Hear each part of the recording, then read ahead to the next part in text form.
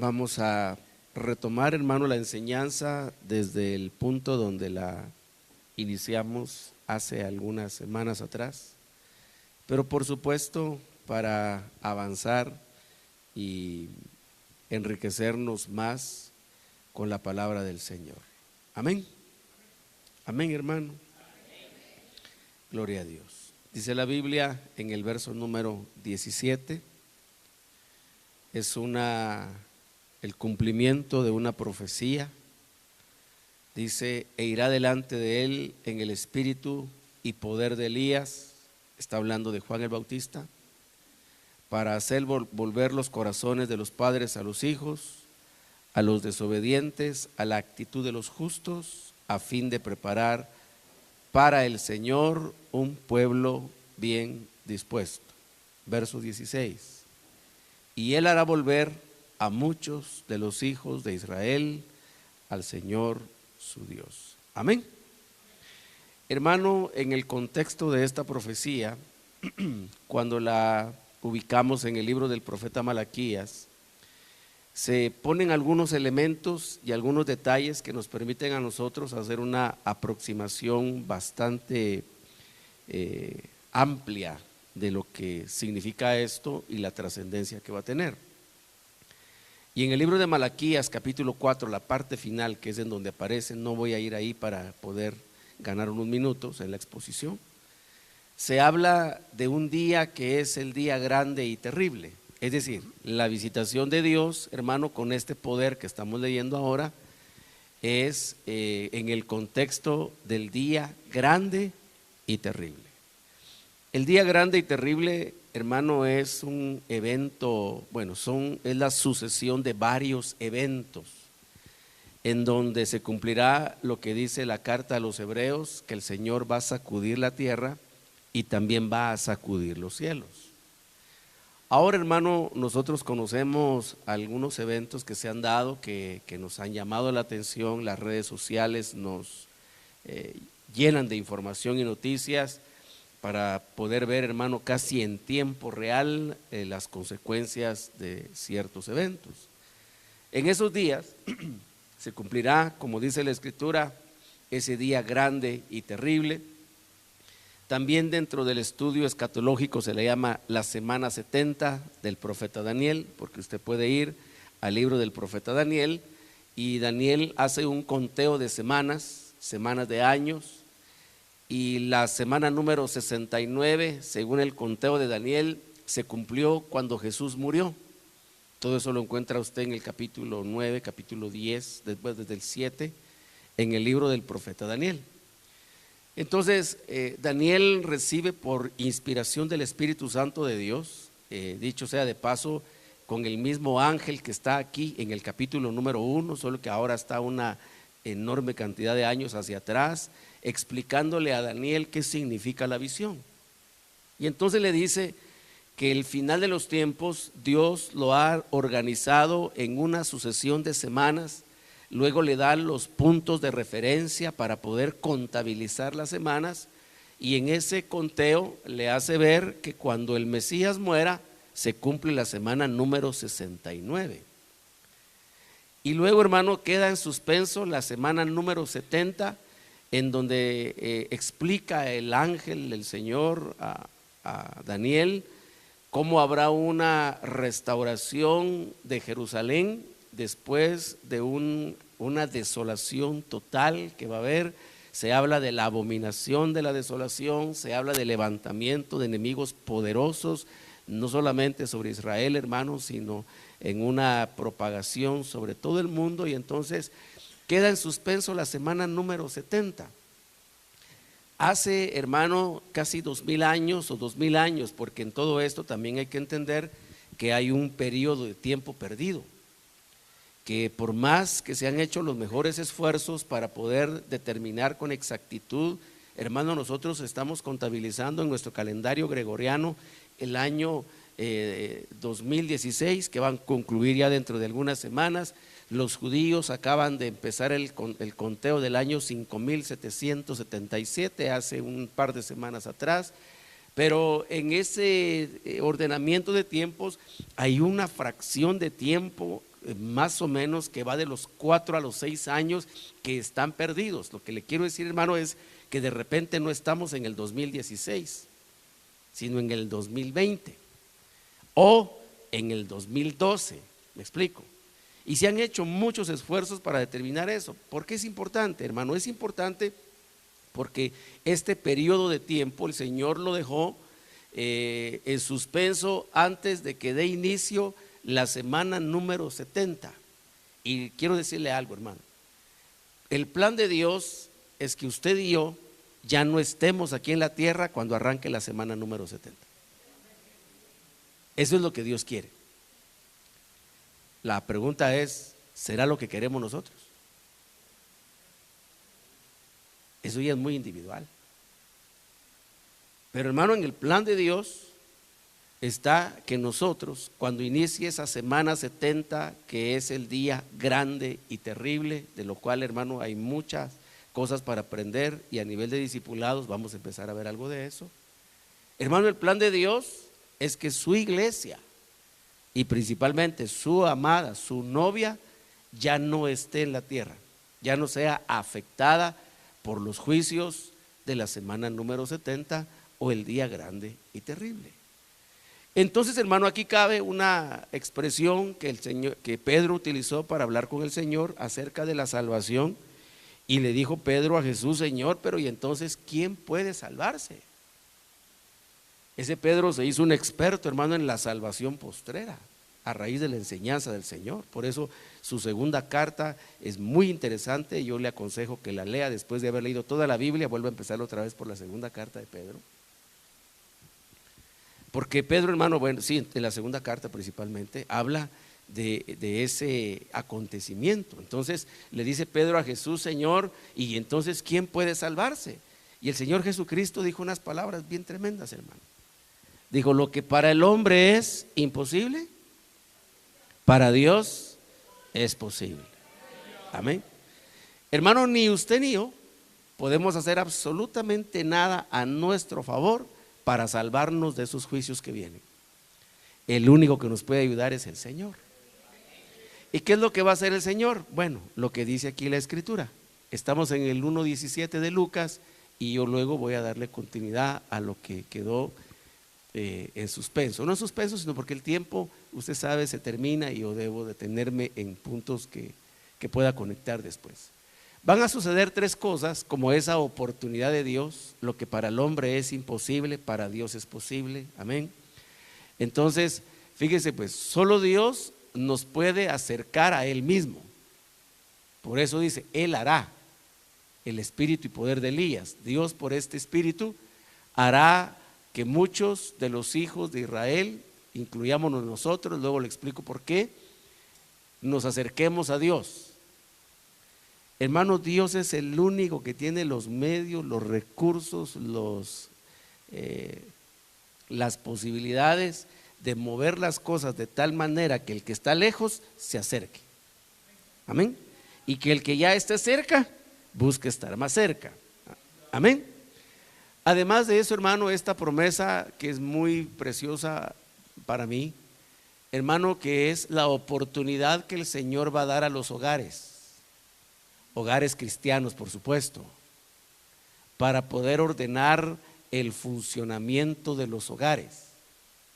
De todo eso vamos a hablar en detalle. Mire que le estoy hablando de solo de lo que Dios puede hacer. Y por último, el Señor va a perfeccionar la obediencia de los obedientes. Porque, hermano, puede ser, fíjese, que uno esté siendo desobediente en algo sin estar consciente de ello. No sé si me explico. Que uno piense que su obediencia está bien y va a suceder algo. Yo le voy a explicar todo eso con detalles. No puedo abarcarle mucho porque si no me pierdo. Yo quiero estar en un punto específico. Pero el Señor, hermano, va a perfeccionar nuestra obediencia. Eso lo dice la palabra de Dios. Hermano, uno se esmera, procura por ser obediente, pero solo el Señor puede perfeccionar nuestra obediencia. Mire, pues, ¿cuántos todavía se dan sus saliditas del huacal, como decimos en buen chapín? Todavía, ¿verdad? Perdón, fíjese que acá no está hablando el Señor del impío. O sea, el Señor no va a hacer volver al impío a la actitud del justo. ¿Y quién es el impío? El impío es aquel que siendo salvo anda en la impiedad. En otras palabras, el impío es aquel que habiendo confesado a Jesús, que habiéndose bautizado en aguas, hermano, regresa a la posilga, a una vida de desorden. Y hermano, hay muchos cristianos en esas condiciones en este tiempo. Entonces, hermano, lo que para el hombre es imposible, para Dios es posible. Y nos quedamos introducidos acá en esta operación de Dios, en donde Él, por el espíritu y poder de Elías, hará volver a muchos de los hijos al Señor su Dios. Amén. Bueno, vamos a ir entonces ahora al capítulo número 4 de la carta del apóstol Santiago. Ahí citamos algo, la última oportunidad, y hoy vamos a avanzar un poquito más. Quiero terminar esta parte ahora, para luego en la siguiente que veamos la restauración de los hogares, amén, por el poder de Dios. Y luego vamos a ir a ver el tercer punto, que es el perfeccionamiento de la obediencia, amén. Todo esto, hermano, lo hace Dios. Déjeme decirle, hermano, que en primer lugar el espíritu y poder de Elías, su trabajo es absolutamente en el interior de la persona. A nosotros nos gusta, y esa es una debilidad humana, hermano, nos gusta lo apoteósico, nos gusta lo llamativo, nos gustan las señales, nos gusta pensar que vamos a ir de aquí para allá, que vamos a traspasar paredes, que vamos a volar, nos gusta pensar en eso. Pero hermano, el poder del espíritu de Elías no hace un trabajo externo, hace un trabajo interno. ¿Me explico? ¿Y por qué eso es importante? Bueno, veámoslo. Nos quedamos entonces en el verso número 8 del capítulo 4 de la carta del apóstol Santiago.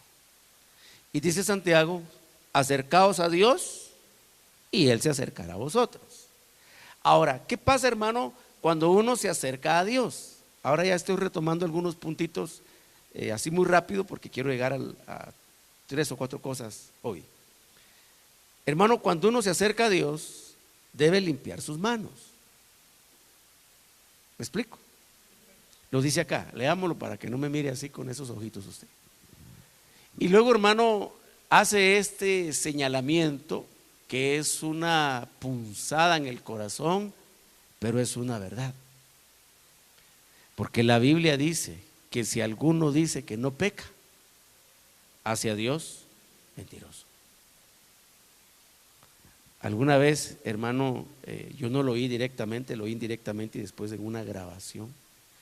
Hubo alguien, fíjese, que dijo: yo le doy gracias a Dios que llevo 6 meses sin pecar. Dijo. Si era verdad, en ese momentito pecó. Y se acabaron los 6 meses. ¿Cuánto lleva usted sin pecar, hermano? ¿Hace cuánto que no peca? Ya mejor uno mejor esconde la cara entre la Biblia, ¿verdad? Ya ni levanta la mirada, hermano. Porque el que dice que no peca, hacia Dios mentiroso. Ahora, ¿sabe, hermano, que el cristiano que piensa que no peca es aquel mismo que siente la libertad de levantar su dedo de acusación sobre los demás y ve las imperfecciones ajenas, pero no discierne sus propios errores, como dice el Salmo 32?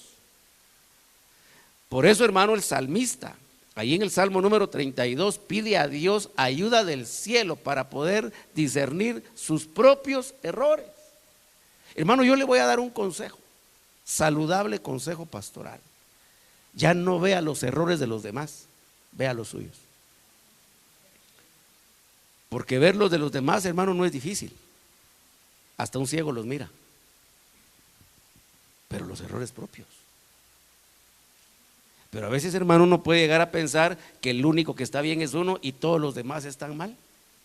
Todos están locos menos uno. Hermano, eso no es posible. Ahí va a ver por qué se lo estoy diciendo.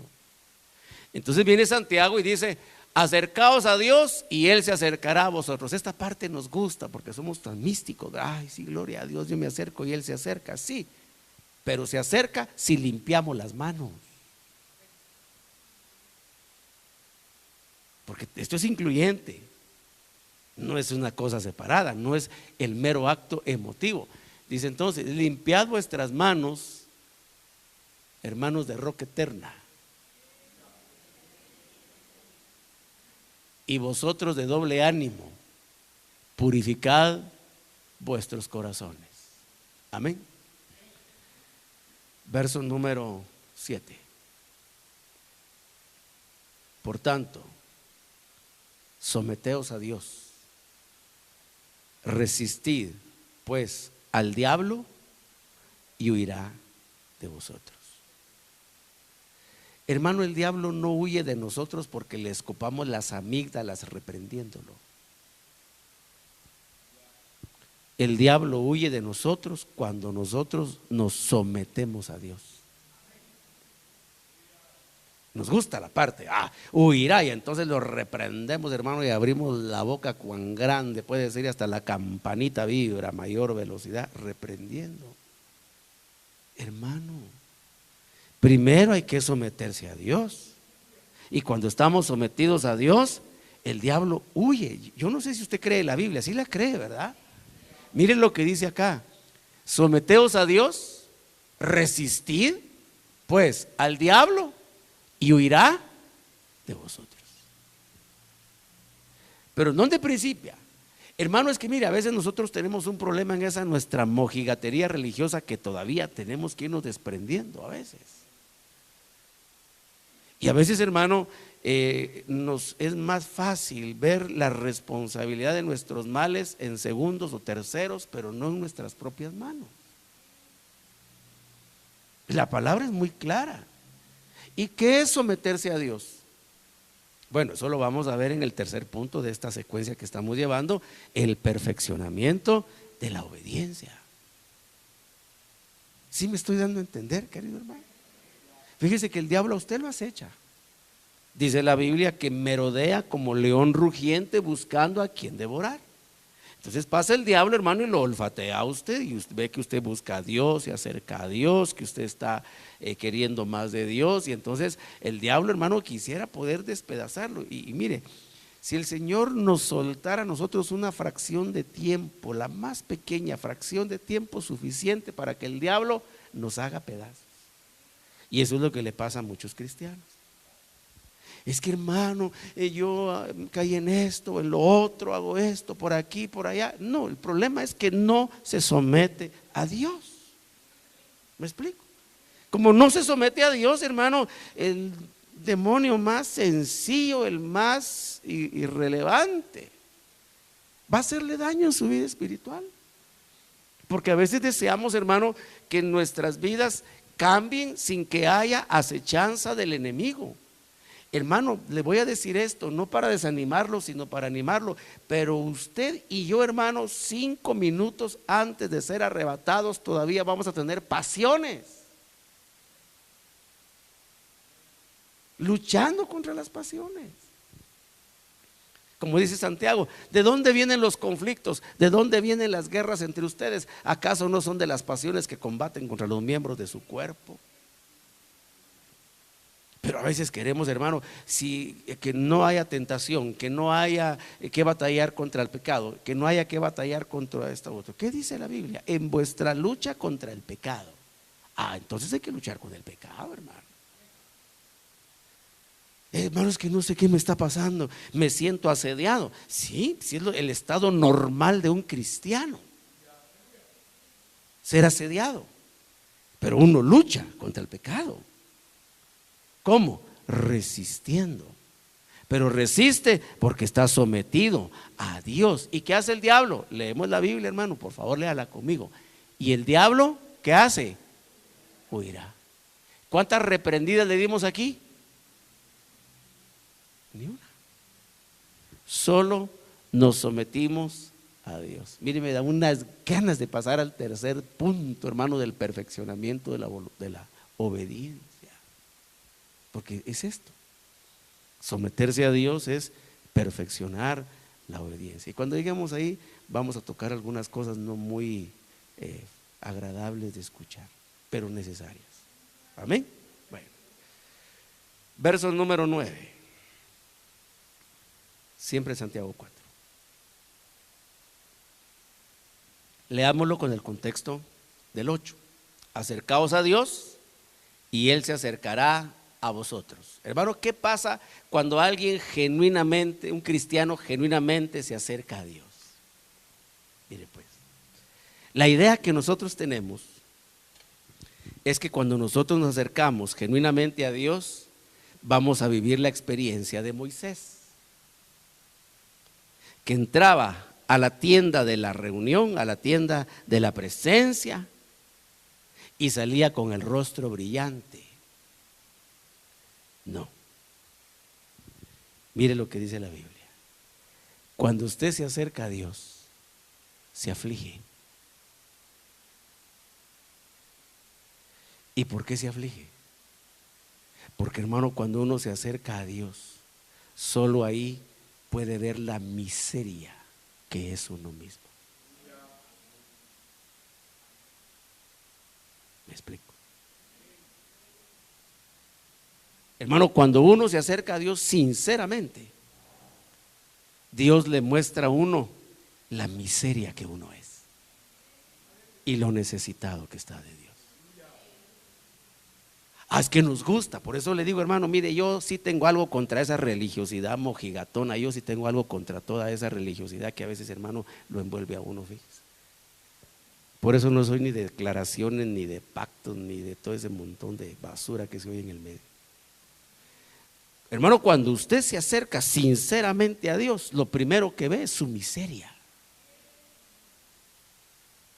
Por eso mire cómo dice acá, lo dijo antes el apóstol, ¿verdad? Dijo, pecador, límpiate las manos, porque cuando te acercas a Dios te das cuenta que tus manos están sucias. Dijo David, Señor, hermano, un hombre que acumuló una enorme riqueza, dijo, Señor, yo siento en mi corazón, dijo, el deseo de construirte una casa. Estaba meditando, hermano, él estaba en su casa y quizás recostado en su diván, vio sus artesonados, vio sus techos, hermano, vio su casa, dijo, qué bonita mi casa, me gusta mi casa. Y se acordó que el arca de la presencia estaba bajo unas cortinas ahí mismo en su casa. Y dijo, ¿cómo es posible que yo tenga esta enorme casa y que el arca del pacto, unas cortinas? No, dijo, yo le voy a hacer una su casa a mi papito lindo. Y le dijo Dios, tú no me puedes construir casa a mí. ¿Se recuerda el pasaje? ¿Por qué? Porque tienes manchadas las manos.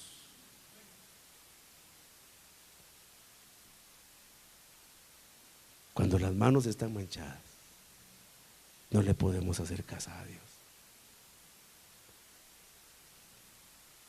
¿Sí me doy a entender, hermano? Usted está muy tenso hoy. No sé si estamos bien o estamos mal.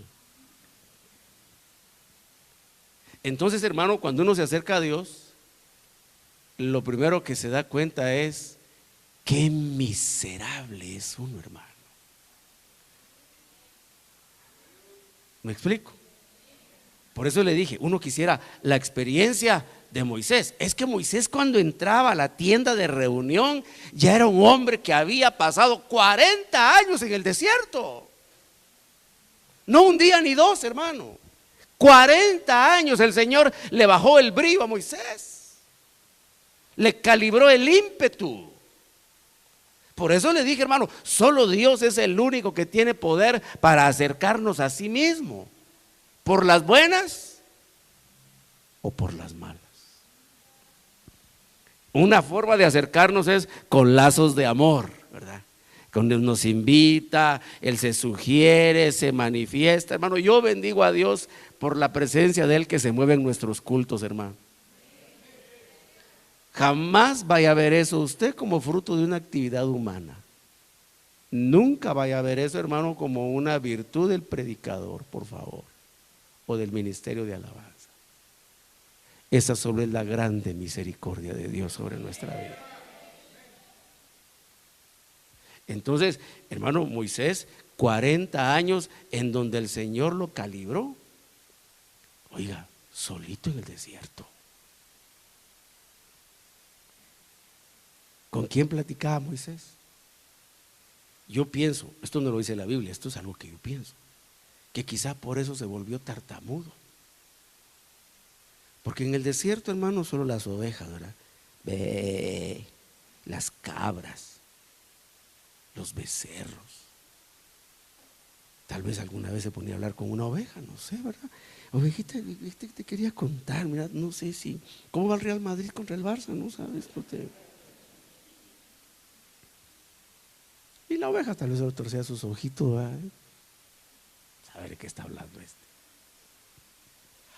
Por eso después, cuando entraba en la tienda de reunión, salía con el rostro brillante.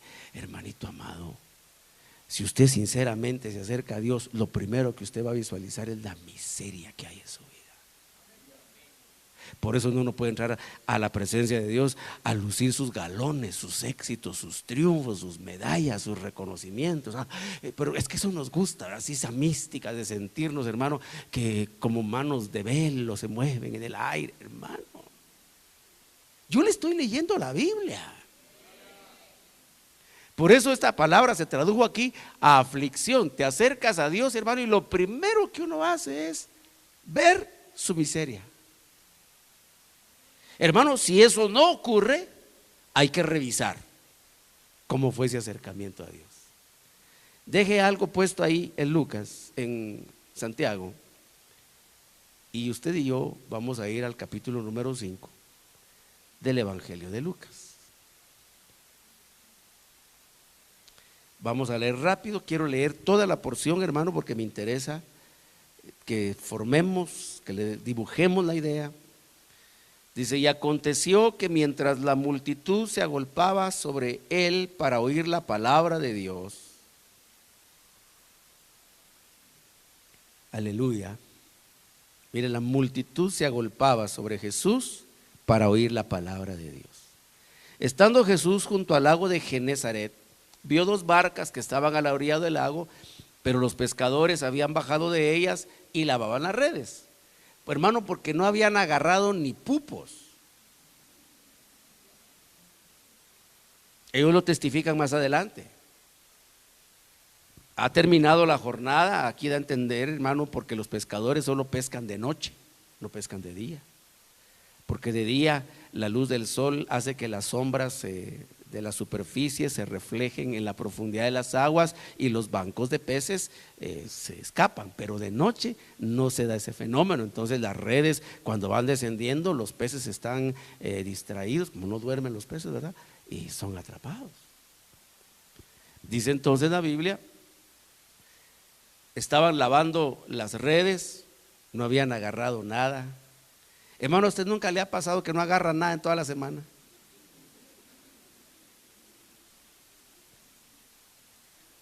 Sí me doy a entender, sí me capta de qué le estoy hablando, ¿verdad? Semanas, hermano, que usted le va pero mal toda la semana. ¿No le ha pasado? Y a veces son 2, y son 3, y son 4, y no da una, hermano. ¿Le ha pasado o no le ha pasado? Bueno, usted es de estos pescadores. Subiendo a una de las barcas, que era de Simón, es decir, Pedro, pidió que se separara de tierra un poco y sentándose enseñaba a las multitudes desde la barca. Cuando terminó de hablar, dijo a Simón: sal a la parte más profunda y echad vuestras redes para pescar. Respondiendo Simón, dijo: Maestro, hemos estado trabajando toda la noche y no hemos pescado nada. Miren, no han ido a dormir los hermanos. Es que Jesús era así, hermano. Regresan de pescar, obviamente toda la noche tenían que ir a dormir, y los lleva al culto. Por eso aquí nos parecemos un poco a eso, ¿verdad? Solo culto y culto y culto. ¿Y qué van a hacer al retiro? Dice, hay juegos, hay dinámicas. No, culto, y ni nos alcanza el tiempo para los cultos, hermano. A mí nunca me alcanza, eso usted ya lo sabe, no es noticia, pero ahí los tiempos se nos hacen más reducidos. Entonces, hermano, quizá Pedro diciendo: Señor, tenemos sueño. Miren, no hubo desayuno. El que sirve a Dios, hermano, no tiene horarios, no tiene límites, no tiene atenciones porque se está sirviendo a Dios. Dice luego: Señor, maestro, hemos estado trabajando toda la noche, no hemos pescado nada, pero porque tú lo pides, obediencia perfecta. Cuando, hermano, improbable pescar, porque de día no se pesca, ya le expliqué, improbable. Pero porque tú lo pides,